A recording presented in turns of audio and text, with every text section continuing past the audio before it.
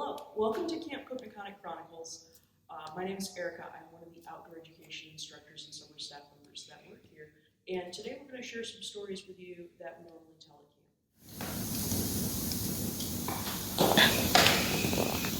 camp. Once upon a time, a very, very long time ago, when the earth was young, animals played and danced under the sun because it was day all the time. They ran across the plains, they swam in the streams, they climbed the mountains, they flew in the skies, and soon their games became competitions. Who was stronger, who could fly higher, who could hold their breath longer, who could run faster. And competitions, as they often do, turned into arguments, and the arguments became so bitter that discord was on the earth, and animals were just arguing everywhere.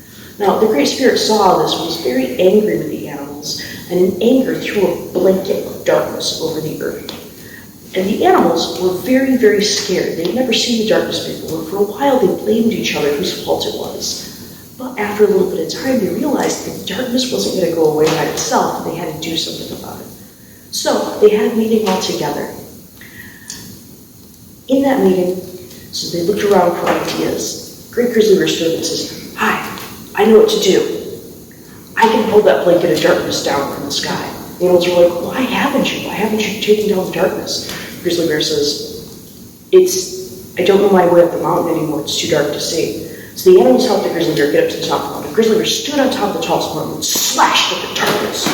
But Grizzly Bear, for all of his strength, couldn't reach the blanket. So he came back down the mountain and the animals met again. Grizzly Bear goes, "That thing's up in the sky. Why don't we send a bird? I can't fly." The eagle stood up and says, "I'm the strongest of the bird. I'm the strongest bird. I will go take down that blanket of darkness." The animals cheered for Eagle, and Eagle flew higher and higher and higher. But with every flap of his wings, Eagle was using up a little bit of strength. And so, as Eagle was using up more and more of his strength, getting higher and higher, he was weaker and weaker. And when he got to the point where he could no longer flap anymore, he could perceive the blanket was just out of reach. And so in defeat, Eagle came back down to the earth. The animals met again. They're like, "Our strongest animal can't bring down the blanket. Our strongest flyer can't bring down the blanket. What are we going to do?" And from the assembly of animals, they heard, "I know what to do." And they looked around and they saw Hummingbird. And the animals looked at Hummingbird. They're like, "You are the smallest of all of the birds. What can you possibly do?" And Hummingbird says, "The way I see it, we don't have to take the blanket down. The light's still behind it." The animals listen, but they're like, "All right, but we can't reach it." And Hummingbird says, No, Eagle can get close, and I'm really small. If I rode on Eagle's back, I wouldn't have to use my own power to get up into the sky. So I'll have enough strength to poke some holes in the blanket and maybe let in some light." The animals were like, "This is a great idea." And they were just about to do it when Grizzly Bear held up his claw and said, "Hey, wait, bear with me for a second, but I want to add something to the idea." And they're like, "All right, Grizzly Bear, what's your idea?" He's like, "What if I threw Eagle at the sky?" And the animals were understandably confused.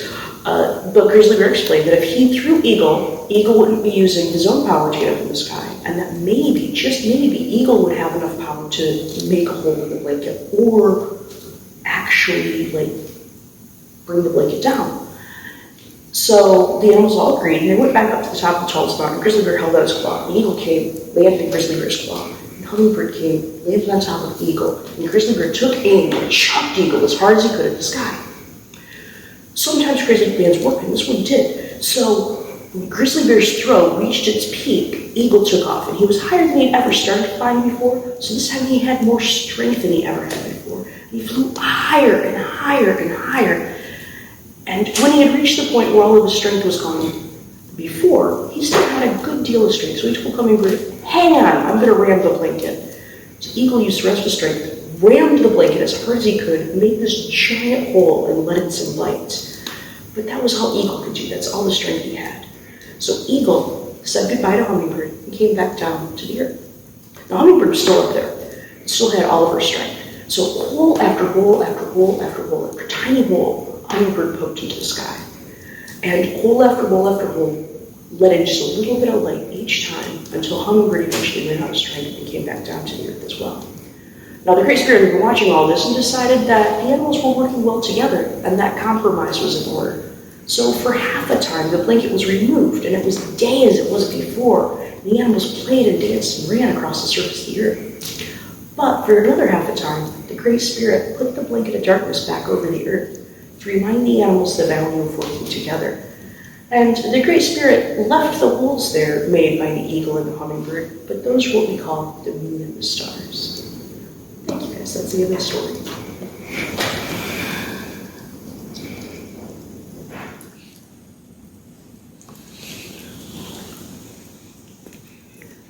So not so long ago, not so very far from here, there was an older couple. They called each other Mama and Papa because at one point they had had children, but their children had grown up and moved away and didn't call as much as they should. And Mama and Papa were lonely, and they decided to fill that loneliness with a pet.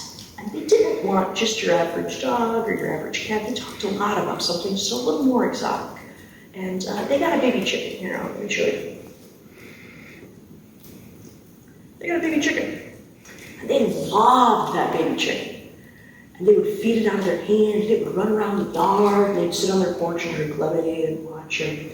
And it was good. You might be telling yourself that this is definitely not a baby, but in the same vein that people sometimes call those really large dogs puppies, this is a baby chicken.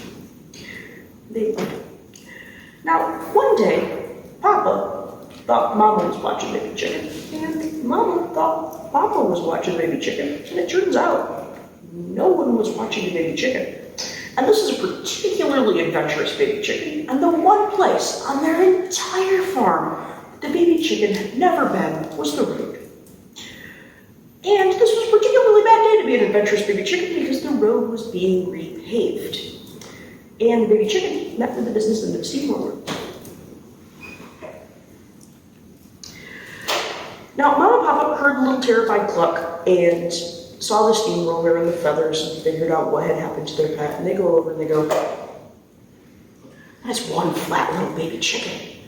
And they were sad. Now, this would be a terrible story if it ended there, but it doesn't, so stick with me. They decided that the best thing to do for their newly deceased pet was to take it to a taxidermist. And a taxidermist is a person that takes dead animals, takes their skin, stuffs them full of fire, and makes them look alive again, even though they're dead. So they took this baby chicken to a taxidermist. The taxidermist takes one look and goes, "That's one flat little baby chicken." And Mama and Papa didn't think anything could be done. But the taxidermist says, "No, I'm afraid. I got this." Taxidermist takes that chicken, shakes it out a little bit, sends some feathers flying, says, "Don't worry." Starts rolling it up. Now, as the taxidermist is doing this, he's telling Mama and Papa that taxidermy is a process that's very, very secretive, and that they should read a book. That said, Mama and Papa did watch, because they were very interested to know what was happening with their pets. And the taxidermist gets done and goes, "There, what do you think?" And Mama and Papa say, "That looks nothing like our dear baby chicken." And the taxidermist sort of scratches his head and he goes, "You said this was a baby?" And he said, "Yeah." He goes, "Oh, this is too big. There, what do you think?" And Mama and Papa said, "No, this looks nothing like our dear, wonderful baby chicken." And the taxidermist goes, "Oh, you said it was a chicken. It's a bird, right?" And they go, "Yeah." It's like, "It has feathers, right?" He goes, "Yeah." He goes, "Here, let me find some feathers." And the taxidermist finds some feathers. Pulls them all out. Says, "There, what do you think?" And Mama and Papa said, "No, this looks nothing like our dear, wonderful, sweet, precious baby chicken." And the taxidermist said, "Well, I guess there's only one last thing to do." There's your baby chicken, rotisserie style.